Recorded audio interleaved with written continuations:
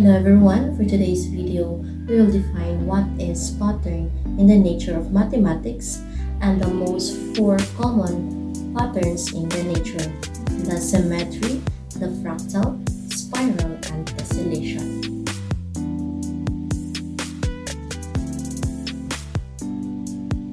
So now, what is pattern? A pattern is a thing that is repeated or recurring arrangement, form or design following a rule of a sequence. Patterns are commonly observed in natural objects and can be seen anywhere, whether we are at home, in school, or even in a small area of our room. First, we will define what is symmetry. Symmetry, it is a pattern that shows reflection of images. These are the examples of symmetry.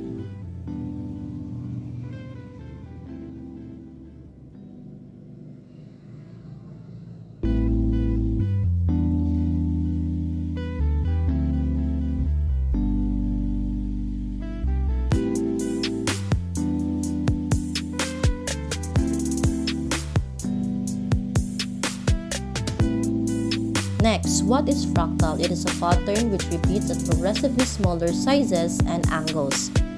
Now, these are the examples of fractal.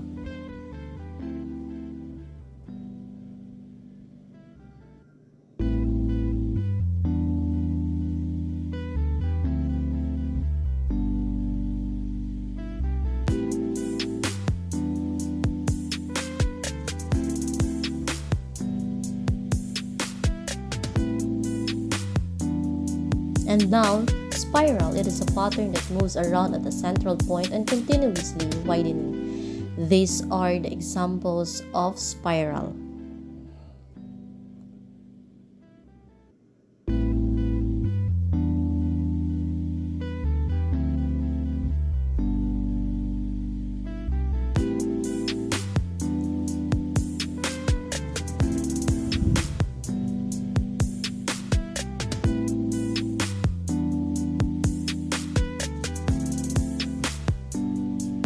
And the last, tesselation, it is a pattern that repeats figures closely, fitting together with no gaps in between.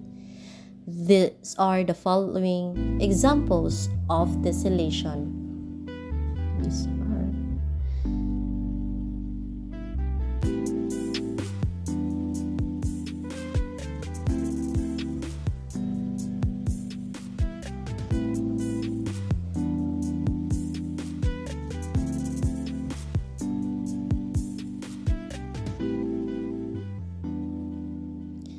That's all. Thank you for watching.